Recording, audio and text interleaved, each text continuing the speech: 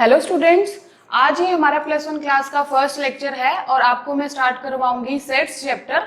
तो सबसे पहले हम देखते हैं कि सेट होता क्या है, इसकी डेफिनेशन क्या है। Set is a well defined collection of objects। क्या लिखा मैंने? Set is a well defined collection of object. अब बात करते हैं यहाँ पे वेल डिफाइंड क्या है, कलेक्शन क्या होगा और ऑब्जेक्ट्स क्या होंगे। आपको मैं इसकी डेफिनेशन एग्जांपल के थ्रू समझाती हूँ। For example, collection of all vowels in English alphabet. देखिए, ये एक एग्जांपल है कि collection of all vowels in English alphabet. हम क्या दे देंगे इसमें? ए, ई, आई, ओ, यू। ठीक है, ये क्या है? एक सेट है। दूसरा एग्जांपल देखिए इसी का, collection of all mathematics books in your library. ये भी क्या होगा? एक सेट होगा। तो ये क्या है? वेल डिफाइंड है। क्या पहला एग्जांपल मैंने क्या बताया? Collection of all vowels in English alphabet and collection of all mathematics books in your library. ये एग्जांपल है किसके? ये सेट क्रिएट करते हैं। अब आपको मैं बताती हूँ कि वेल डिफाइंड क्या नहीं होता, कि कौन से सेट क्रिएट नहीं करते। देखिए, फॉर एग्जाम्पल, मैंने आपसे पूछा क्वेश्चन कि how many students are there in +2 science class in GRG school. Clear? ये पहला क्वेश्चन है। सेकंड मैं लूंगी इसके अंदर ही कि how many intelligent students are there in +2 science class in GRG school. तो अब देखिए यहां पे आंसर क्या होगा। फर्स्ट क्वेश्चन है ना, ये सेट है, ठीक है, क्योंकि क्या है इसमें how many students are there in +2 science class in GRG school. तो ये एक सेट क्रिएट करता है, क्योंकि ये क्या है? वेल डिफाइंड कलेक्शन होगा। आप बता दोगे भाई हाँ इतने स्टूडेंट्स हैं यहाँ पे, ठीक है, नेम विद नेम हो जाएगा। अब देखिए ये क्या है? हाउ मेनी इंटेलिजेंट स्टूडेंट्स, मैंने क्या दे दिया? अब इंटेलिजेंट। तो अब आप एक चीज देखिए, क्लास में जितने भी स्टूडेंट होंगे, मैं हर एक बच्चे से पूछती हूँ कि भाई हाँ इंटेलिजेंट स्टूडेंट। अब इंटेलिजेंस यहाँ पे डिफाइन नहीं होती, क्योंकि मैंने यहाँ तो ये नहीं लिखा ना कि भाई पढ़ाई में कौन इंटेलिजेंट है। कोई स्पोर्ट्स में इंटेलिजेंट हो जाएगा, मान लो कोई बच्चा ड्राइंग में होगा, कोई अलग अलग फील्ड में इंटेलिजेंट हो सकता है बच्चा। तो ये जो है ये क्या है? वेल डिफाइंड नहीं है। तो ये वाली जो क्वेश्चन है ये सेट नहीं बनाएगा। इसी टाइप से मान लो हम और कोई एग्जांपल ले लेते हैं, ऑनेस्ट पर्सन का या ऑनेस्ट स्टूडेंट का ले लो कि how many honest students are there in class. तो ये भी वेल डिफाइंड नहीं होगा, क्योंकि ऑनेस्ट हर एक के पॉइंट ऑफ व्यू से अलग अलग हो सकता है। फॉर एग्जाम्पल, मुझे कोई 3 बच्चे ऑनेस्ट लगते होंगे, राम, सीता, गीता। किसी बच्चे से पूछा, उसे कोई और ऑनेस्ट लगते होंगे, तो ये वेल डिफाइंड नहीं है। ठीक है, तो इसे हम क्या कह सकते हैं कि set is a well defined collection of objects. और ये एग्जांपल था कि वेल डिफाइंड क्या नहीं होता। ठीक है, अब यहाँ पे जो कलेक्शन है डेफिनेशन के अंदर, वो एक सेट होता है, और जो ऑब्जेक्ट्स होते हैं उसे बोलते हैं एलिमेंट्स ऑफ अ सेट। ठीक है,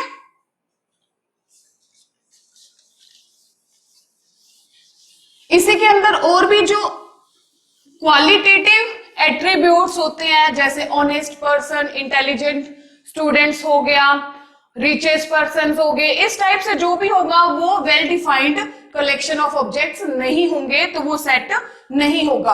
और सेट का तो ये क्या हो गई इसकी सेट की डेफिनेशन। अब बात करते हैं कि सेट की नोटेशन क्या होती है, इसे लिखा कैसे जाता है।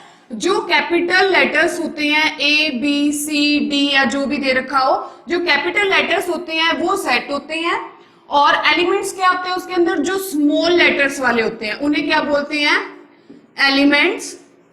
और क्या कह सकते हैं, मेंबर्स ऑफ सेट। ठीक है, स्मॉल वाले क्या होते हैं, एलिमेंट्स और मेंबर्स ऑफ सेट, और कैपिटल वाले क्या होते हैं, ये होते हैं सेट। ठीक है, और नेक्स्ट जो सेट होते हैं वो इन कर्ली ब्रैकेट्स के अंदर लिखा जाता है सेट को। ठीक है, नेक्स्ट इसके अंदर क्या आ जाता है हमारा, कि इसको लिखते किस टाइप से, फॉर एग्जांपल मैंने लिखा ए इस टाइप से, इसका मीनिंग क्या होता है, स्मॉल ए इज इसे बोलते हैं बिलोंग्स टू कैपिटल ए। इसका मतलब है कि जो स्मॉल ए है, ये भी बोल सकते हैं बिलोंग्स टू कैपिटल ए, इसका मतलब है कि स्मॉल ए कैपिटल ए का एलिमेंट है। ये भी बोल सकते हैं कि जो स्मॉल ए कैपिटल ए का मेंबर है। ठीक है, ये क्या होती है इसकी लिखने का तरीका। नेक्स्ट अगर मैं लिखूं ये, इसका मतलब क्या आएगा, small a does not belongs to a, यानी कि जो स्मॉल ए है एलिमेंट है वो ए सेट में नहीं है। क्लियर। नेक्स्ट आता है इसके अंदर सेट को रिप्रेजेंट कैसे किया जाता है। इसकी टू टाइप्स होती हैं। फर्स्ट होती है हमारे पास इसकी टाइप टेबुलर और रोस्टर फॉर्म होती है, ये होती है इसकी फर्स्ट टाइप। सेकेंड होती है इसके अंदर सेट बिल्डर फॉर्म,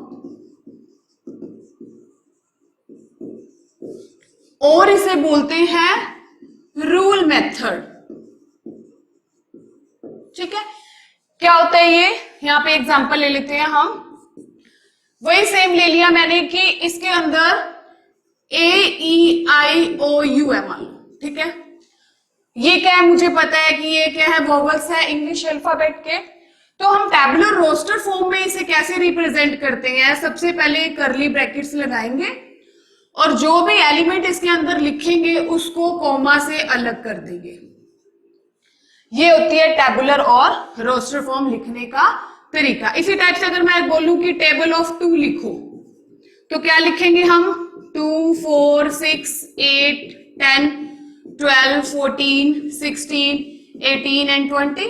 देखो ब्रैकेट आ गई ना, ये सेट की निशानी है, और जो बीच में है वो क्या होते हैं इसके एलिमेंट्स, या इसे क्या कहते हैं, मेंबर्स ऑफ अ सेट। तो देखो हर एक को मैंने कॉमा से अलग कर दिया ना, तो ये क्या होता है टेबुलर और रोस्टर फॉर्म। अब देखिए सिमिलरली मैं यहां जाती हूं कि सेट बिल्डर फॉर्म और रूल मेथड क्या होता है।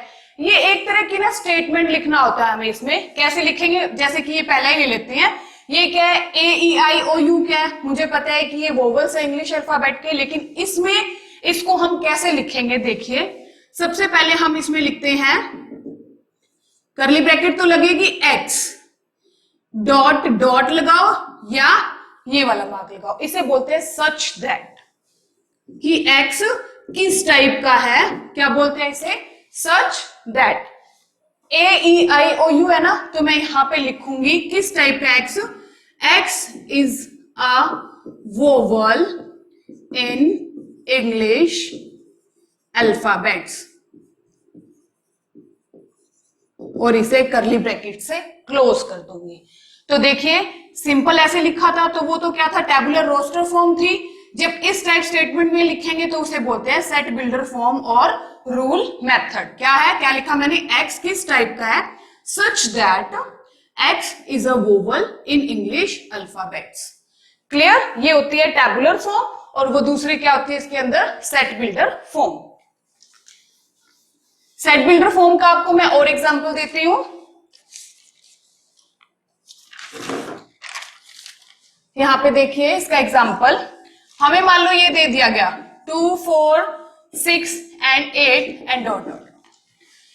ठीक है, क्वेश्चन आ गया इस टाइप का कि ये ए कोई सेट है, इसे आप कन्वर्ट करो सेट बिल्डर फॉर्म के अंदर। तो हम क्या लिखेंगे, सबसे पहले वही एक्स सच दैट कि एक्स किस टाइप का है। सबसे पहले मैं क्या देखूंगी, मैंने देखा यहाँ 2 है, 4 है, 6 है, 8 है, ऑल आर मल्टीपल ऑफ 2। तो देखिए मैंने लिखा कि x जो है वो 2 का मल्टीपल है, n अभी आपको मैं बताऊंगी क्यों लिखा है यहाँ पे ऐसे, और n जो है वो एक नेचुरल नंबर है। देखिए इसको कैसे रिप्रेजेंट किया मैंने, नेचुरल नंबर आपको सबको पता होगा, नंबर्स तो 10th क्लास में पढ़े हैं, थोड़ा रिवाइज करवा देती हूँ, उसके बाद ये एग्जांपल पूरा करेंगे। सबसे पहले क्या होते हैं natural number, start with 1, 1 2 3 up to infinity, ये क्या होते हैं हमारे नेचुरल नंबर। उसके बाद कौन सा आता है, इसी में 0 और आ जाता है तो वो क्या बन जाता था, होल नंबर। W से लिखते थे वो क्या हो जाएगा 0 1 2 3 अप टू इंफिनिटी। इसके बाद देखिए ये थे होल नंबर। इसके बाद नेगेटिव टर्म्स आ जाते हैं तो वो क्या होते हैं इंटीजर्स, उन्हें कैसे लिखा जाता है, Z से भी लिखा जाता है और I से भी लिखा जाता है। वो क्या होता था माइनस इंफिनिटी से लेके -2 -1 0 1 2 3 अप टू इंफिनिटी तक होता था, ये आपने सब कुछ 10th क्लास में पढ़ा हुआ है। उसके बाद कौन सा आता था, अभी तो ये क्या थे पूरे पूरे कंप्लीट नंबर्स थे, उसके बाद डेसिमल वाली टर्म्स आई तो उसके लिए क्या था रेशनल नंबर। रेशनल नंबर को हम कैसे लिखते थे, p by q where q not equals to 0। Next क्या होता था इरेशनल नंबर, इरेशनल नंबर में हम क्या लिखते थे, which is not in p by q form, क्या होते थे √2 हो गया, √3 हो गया, इस टाइप से क्या होते थे इरेशनल नंबर। इनके बाद क्या आया हमारे पास रियल नंबर। रियल नंबर में क्या होता है ये सारे होते हैं, देखिए नेचुरल नंबर है, नेचुरल नंबर से बड़ा कौन हुआ, होल नंबर हुआ, होल नंबर से बड़ा कौन हुआ, इंटीजर्स हुआ, फिर कौन आया रेशनल है, इरेशनल, इन सब के कॉम्बिनेशन को क्या कहते हैं, मतलब सबसे बड़ा कौन होता है रियल नंबर होता है, उसमें ये कंप्लीट होते हैं, सारे होते हैं। ठीक है, तो यहां पे देखिए नेचुरल नंबर की बात चल रही थी सिंपल। नेक्स्ट आपको इन नंबर्स के बारे में डिटेल में कॉम्प्लेक्स नंबर्स वाले चैप्टर में अच्छे से बताऊंगी, यहाँ पे इतनी जरूरत नहीं है। तो देखिए क्वेश्चन क्या था, हम क्वेश्चन पे आते हैं। 2 4 6 8 था, तो हमने क्या लिखा कि x कैसा है, such that x equals to 2n लिखा मैंने, और मैंने लिखा कि जो n है ना वो कैसा है, एक नेचुरल नंबर है। तो नेचुरल नंबर दिमाग में आते हैं हमें पता लग जाना चाहिए कि वो स्टार्ट कहां से होता है, 1 से स्टार्ट होता है। तो इसका मतलब क्या है, मैं इस स्टेटमेंट में नेचुरल नंबर की वैल्यूज पुट करती हूँ। पहले मैं 1 पुट करूंगी, 1 क्यों पुट करूंगी, क्योंकि नेचुरल नंबर स्टार्ट कहां से होता है, 1 से होता है। x equals to 2 into 1, then answer is 2। After that 2 put करेंगे, 2 into 2, answer is 4। After that 3, answer is 6। After that 4, answer is 8। After that 5, answer is 10 and so on. तो देखिए क्या यही आ गया जो हमें चाहिए था, 1 किया तो 2 आया, 2 किया तो 4 आया, 3 किया तो 6 आया, 4 किया तो 8 आया। दैट मीन्स ये हमारा सॉल्यूशन है, और किसमें है, सेट बिल्डर फॉर्म के अंदर। क्या लिखा मैंने कि x कैसा है 2n है और n कैसा है नेचुरल नंबर है। अगर इसी क्वेश्चन के अंदर मैं एक एलिमेंट और लिख दूं, इधर 0 और लिख दिया मैंने, तो यहाँ पे ये आंसर क्या हो जाएगा, चेंज हो जाएगा, क्योंकि यहाँ पे फिर मैं क्या लिखूंगी, नेचुरल की जगह लिखूंगी n कैसा है, होल नंबर है, क्योंकि होल नंबर स्टार्ट कहां से होता है, 0 से स्टार्ट होता है। दैट मीन्स मैं सबसे पहले यहाँ पे n की जगह क्या पुट करूंगी, 0 पुट करूंगी। तो देखिए x equal to 2 into 0, answer is 0। फिर तो हम उसके बाद तो 1 से स्टार्ट हो जाएंगे, होल नंबर क्या होता है 0 1 2 अप टू इंफिनिटी। तो यहाँ पे एक एलिमेंट से हमारा आंसर क्या हो गया, चेंज हो गया, मतलब नेचुरल की जगह यहाँ क्या आ गया, होल नंबर आ गया। क्लियर। नेक्स्ट देखिए, नेक्स्ट आपको मैं एक और क्वेश्चन करवाती हूँ सेट बिल्डर फॉर्म का ही। क्वेश्चन है कोई ए सेट है, मान लो 1/4 1/8 1/16 1/32 1/64। क्लियर। इसे हमें किस में कन्वर्ट करना, वैसे ये एक्चुअल में है कौन सी फॉर्म में, ये टैबुलर रोस्टर फॉर्म में है, और हमें इसको किस में कन्वर्ट करना है, सेट बिल्डर फॉर्म के अंदर कन्वर्ट करना है। तो मैं क्या लिखूंगी यहाँ पे, x such that x equals to, पहले मैं आंसर लिख देती हूं फिर आपको मैं समझाऊंगी उसको डिटेल में।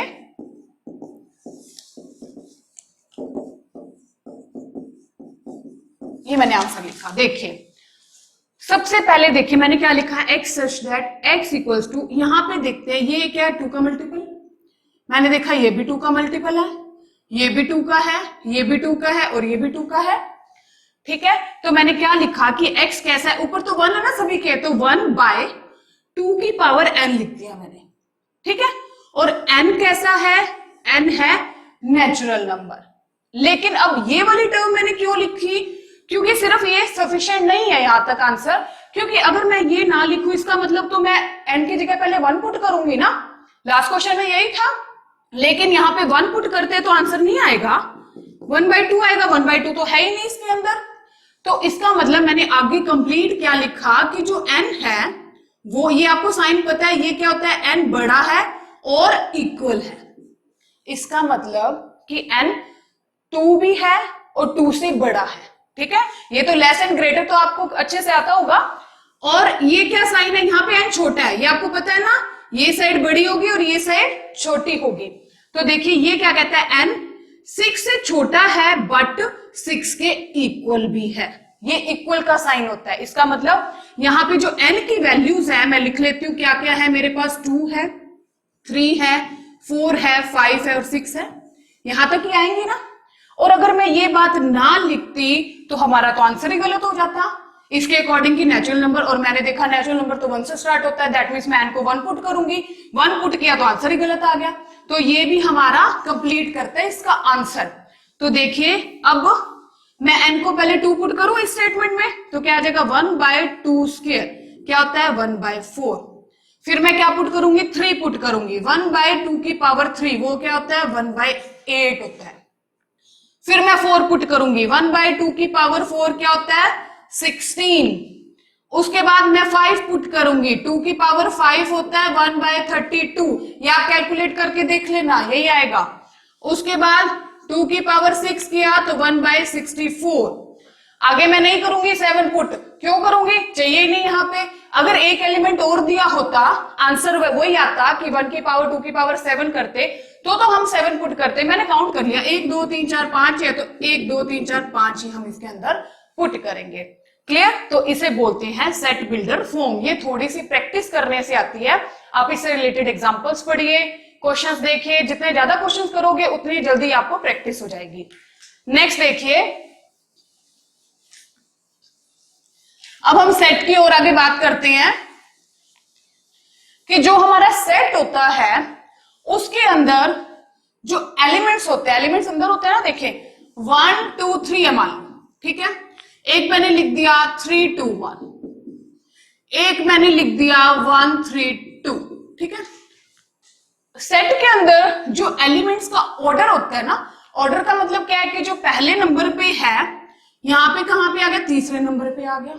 इधर क्या आ गया, चलो पहले पे है लेकिन मैंने 3 और 2 को बदल दिया ना। सेट के अंदर ऑर्डर का कोई मैटर नहीं होता, मतलब 1 2 3 3 2 1 ये सारे क्या है, इक्वल है, इनकी एक ही बात है, चाहे आगे पीछे लिख दो, सिर्फ क्या होने चाहिए, एलिमेंट्स वही होने चाहिए, ठीक है। तो इसमें फर्क नहीं पड़ता, एक बात तो ये थी। दूसरी बात कि अगर मैं लिखती हूं 2 4 और दूसरी तरफ मैं लिख देती हूं 2 2 4 4 2 एक बार और, अगर आपसे मैं पूछूंगी क्या ये दोनों सेट इक्वल है, आप बेझिझक बोलोगे नहीं भाई ये इक्वल नहीं है। मैं पूछूंगी क्यों, तो आपने कहना है यहाँ पे तो 2 4 है, उधर 2 2 2 और 4 4 है। तो एक मोस्ट इंपॉर्टेंट बात क्या है, सेट के अंदर अगर आप कितनी भी टाइम रिपीट कर दो टर्म को, लेकिन वो एक सिंगल टाइम ही लिखी जाती है। यहाँ 3 बार है ना, इसका मीनिंग 2 है सिर्फ, और यहाँ पे 2 बार है, इसका मीनिंग 4, यानी कि both sets are equal. Clear है, तो यहाँ पे जो रिपीट नहीं होता कोई भी एलिमेंट सेट के अंदर, ये दोनों क्या है, इक्वल है। चाहे आप 2 को 100 बार लिख दो फिर भी क्या है, ये इसके बराबर आएगा। क्लियर है, ये दोनों बातें ध्यान देने वाली है कि ऑर्डर चेंज कर दो फर्क नहीं पड़ता, और कितनी मर्जी बार लिख दो, बस वो एलिमेंट होना चाहिए तो भी फर्क नहीं पड़ता। नेक्स्ट देखिए,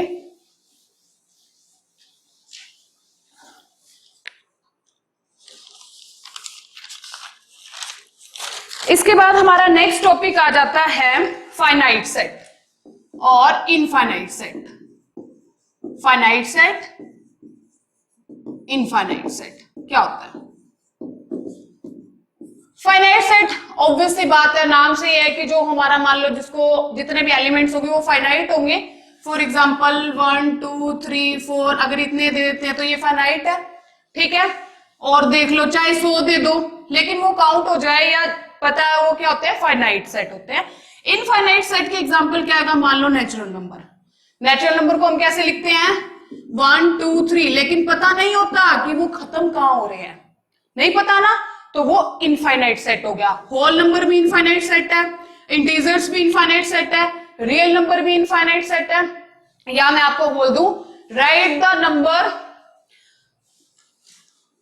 for example right the number greater than 1000, तो ये भी क्या हो जाएगा? ग्रेटर देन आ गया ना, यानी कि 1000 से बड़े लिखो, अब वो भी इन्फिनिटी तक जाएंगे ना, तो ये भी क्या हो गया? एक इनफाइनाइट सेट का एग्जाम्पल हो गया।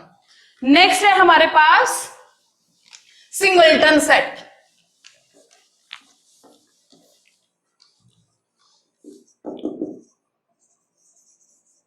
सिंगलटन सेट क्या होता है? सिंगलटन सेट के अंदर क्या होता है? एक सिंगल एलिमेंट होता है जिसके अंदर, उसे क्या बोलते हैं? Singleton set. केवल एक एलिमेंट होना चाहिए, वो कुछ भी हो सकता है। एक एग्जांपल से आपको मैं समझाती हूँ इस क्वेश्चन को। एक सेट बिल्डर फॉर्म दे रखी है मेरे पास, देखिए क्वेश्चन क्या है हमारे पास, इसे मुझे एक्चुअल में सेट बिल्डर फॉर्म है ना, मैं किस में कन्वर्ट करूंगी? इसको रोस्टर फॉर्म में कन्वर्ट करूंगी या टेबुलर फॉर्म में कन्वर्ट करूंगी। ये कहता है एक्स किस टाइप का है? एक्स कहते हैं 11 से तो बड़ा है लेकिन 13 से क्या है? छोटा है। ये तो पता ही है ना साइन का।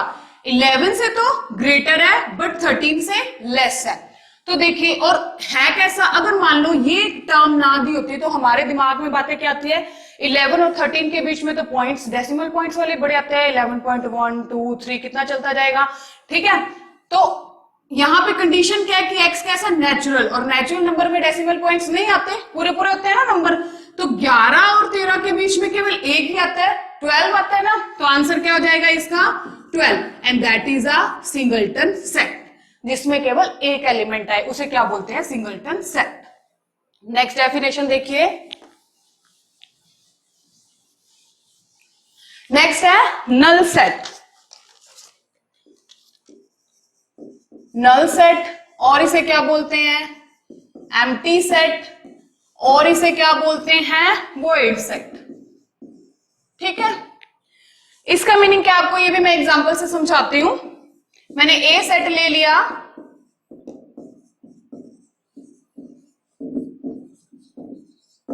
देखिए नल सेट, एम्प्टी सेट और वॉइड सेट क्या होता है? जिसमें कोई भी एलिमेंट ना हो।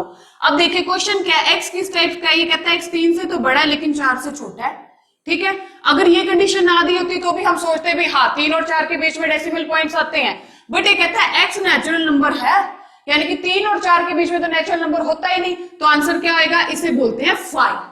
फाई का मतलब क्या होता है? ये एक नल सेट है, एम्प्टी सेट है और वॉइड सेट है। तो देखिए अगर कोई भी हम एम्प्टी सेट को या कैसे डिनोट करते हैं, या तो फाई करो या जो करली ब्रैकेट्स है उसे खाली छोड़ दो। अगर आप करली ब्रैकेट्स के अंदर 0 भी लिख दोगे ना तो ये एक सिंगलटन सेट बन जाएगा, ये नल सेट नहीं रहेगा, चाहे 0 ही हो, एलिमेंट तो है इसके अंदर। क्लियर? इसी टाइप से आप करली ब्रैकेट्स के अंदर 5 भी अगर लिख दोगे ना तो भी वो किस में कन्वर्ट हो जाएगा? सिंगलटन सेट में कन्वर्ट हो जाएगा। क्लियर? नेक्स्ट डेफिनेशन देखिए, नेक्स्ट है equal set. Equal sets, equal sets की क्या डेफिनेशन होती है? फॉर एग्जांपल मैंने ए सेट ले लिया 1 2 3 और बी सेट ले लिया 2 3 1। इक्वल सेट क्या होता है कि जो ए के एलिमेंट है ना वो बी के भी होने चाहिए, मतलब दोनों के एलिमेंट्स क्या होने चाहिए? बिल्कुल सेम होने चाहिए, उन्हें क्या कहते हैं? Equal set. तो यहां मैंने देखा 1 2 3 है ना, यहाँ पे 2 3 1 यानी कि इक्वल है ना, दोनों के एलिमेंट सेम है, तो इसे बोलते हैं इक्वल सेट। और मैंने आपको पहले भी बताया अगर मैं यहां लिखूं 2 3 4 और दूसरा सेट ले लूं अगर 2 2 3 3 4 4 4। और अब मैं आपसे पूछूं कि क्या ये इक्वल सेट है, तो आप क्या कहोगे, बिल्कुल ये इक्वल सेट है, क्योंकि ये तो 2 3 4 एज इट इज लिख दिया ना, इसे भी मैं क्या लिखूंगी 2 3 4, क्योंकि सेट के अंदर एलिमेंट्स रिपीट नहीं होते, तो both sets are equal sets. ये इक्वल सेट की क्या होती है, डेफिनेशन। नेक्स्ट देखिए, cardinal number of a finite set.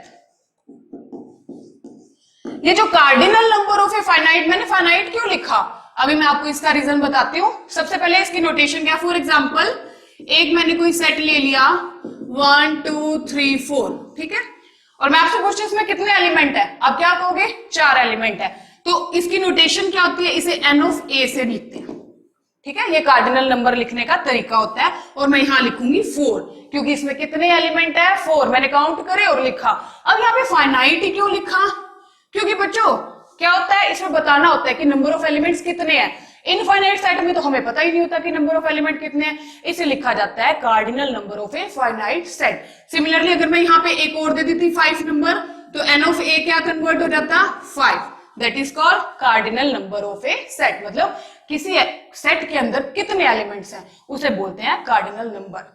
Next definition देखिए,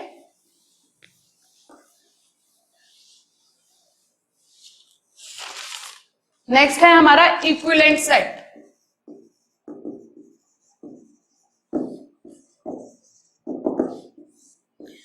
इक्विवेलेंट सेट की डेफिनेशन क्या होती है, फॉर एग्जांपल मैंने कोई ए सेट ले लिया 1 2 3 4 और कोई बी सेट ले लिया x y z t, ठीक है।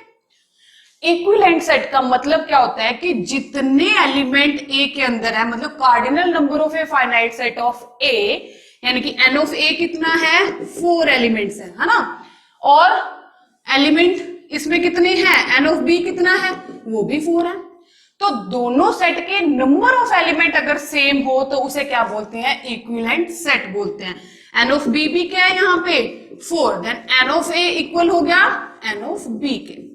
तो देखिए इक्वल सेट में क्या बताया था, जहां पे एलिमेंट सेम होने चाहिए। इक्विवेलेंट सेट क्या होता है, जहां पे नंबर ऑफ एलिमेंट क्या होने चाहिए, बिल्कुल सेम होने चाहिए। नेक्स्ट देखिए, कुछ क्वेश्चंस बताती हूं मैं आपको।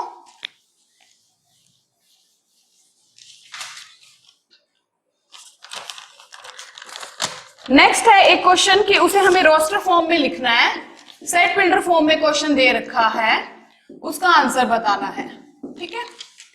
ये क्वेश्चन है, किस फॉर्म में है, सेट बिल्डर, किस में कन्वर्ट करना है, टेबुलर में, ठीक है।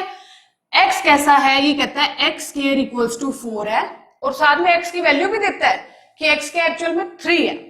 तो सबसे पहले ये गिवन कंडीशन है ना, इसकी मैं चेक करती हूँ कि ये ट्रू है कि फॉल्स है।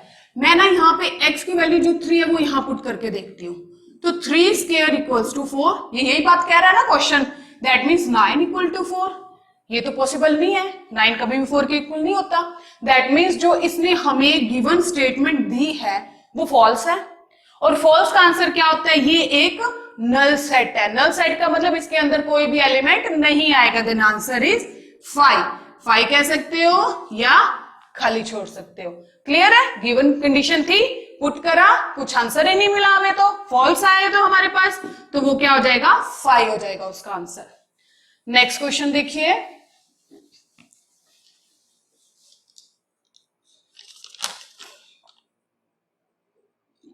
फाइनाइट एंड इनफाइनाइट सेट बताना है।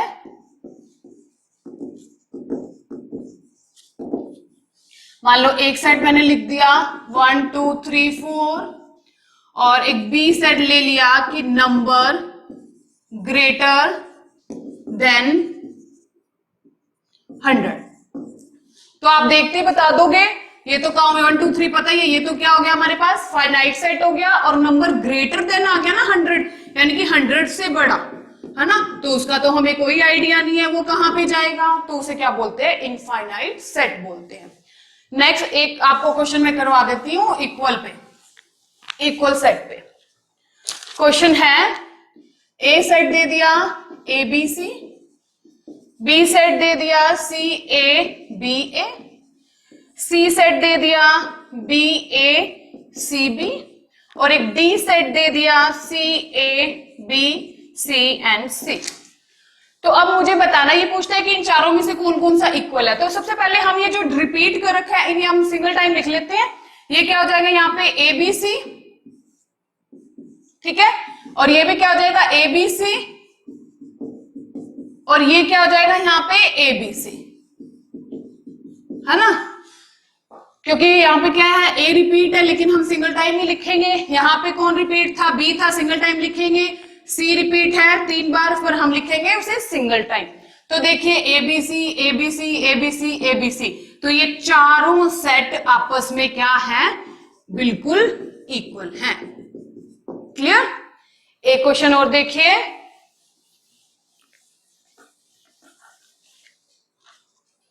ए सेट दे दिया 4 8 12 एंड 16, एक बी सेट दे दिया 4 8 8 एंड 16। एक तो ये क्वेश्चन है।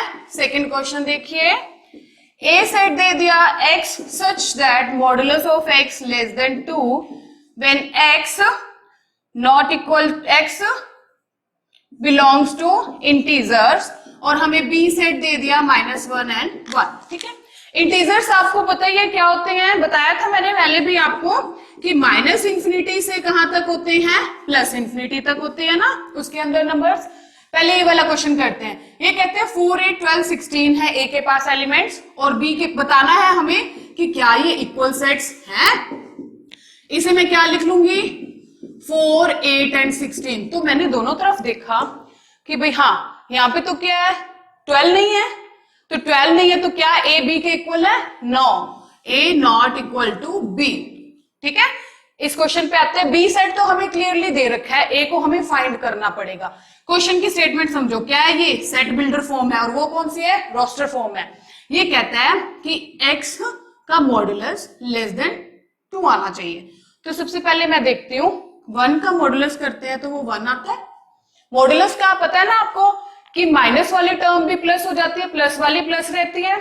अब मैंने देखा 0 का मॉडुलस करा तो वो भी क्या आ जाएगा 0, 2 का मॉडुलस क्या आ जाएगा 2, -1 का मॉडुलस क्या आ जाएगा 1, -2 का मॉडुलस क्या होता है 2। लेकिन क्वेश्चन क्या कहता है एक्चुअल में, कहता है कि जो मॉडुलस ऑफ x, मतलब x की ऐसी वैल्यूज पुट करो कि जिसकी वैल्यू 2 से क्या आ जाए, कम आ जाए। तो ऐसे में देखिए 2 तो हम 2 हम नहीं ले सकते ना। अगर यहाँ पे बच्चों इक्वल का साइन आता ना तो हम यहाँ पे ये वाला 2 भी पिक करते और -2 भी पिक करते, लेकिन इसने दिया नहीं। ये कहता है कि वैल्यू जो होगी वो 2 से कम होनी चाहिए। तो मैंने देखा 1 होती है, 0 होती है, और यहाँ पे ये हो जाएगा ना, तो यहां से पिक करो। 1 कब था, जब 1 था, 0 था और -1 था। तो एलिमेंट्स क्या आ जाएंगे, -1 0 और 1। क्लियर है। मैं दोबारा बताती हूँ। ये कहता है कि x की वैल्यू ऐसी पुट करो जिनका हम मॉडुलस करें और वो 2 से क्या आ जाए, लेस आ जाए। तो मैंने देखा 1 का करा तो 1 आया, 0 का 0 होता है, 2 का 2 होता है, -1 का 1 होता है, -2 का 2 होता है।